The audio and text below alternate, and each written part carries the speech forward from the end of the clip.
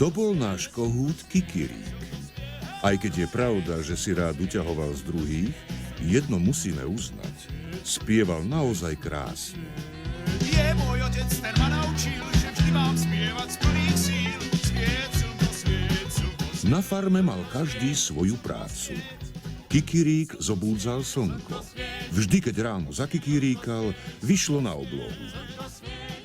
No to som ja, ako si zavezujem topánky. Ahoj, Punťo, čo to robíš? Predsa zavezuje si topánky. Zase? Dobrý deň, dámy. A to je fešák.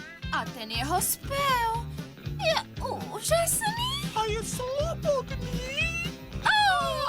Keď Kikirík začal spievať, zavládol všade naokolo pokoj a dobrá nálada. Áno, dobrá nálada a veľa, veľa radosti. Je môj otec, ten ma naučil, že vždy mám spievať z plných síl. Svieť, slnko, svieť, slnko, svieť. Slnko, svieť. Slnko, svieť. Poriadne svieť. Slnko, svieť. Slniečko, svieť. Poriadne svieť. Slnko svieť. Poriadne svieť. Poriadne svieť. Digga-digga-digga-digga-dow-dow.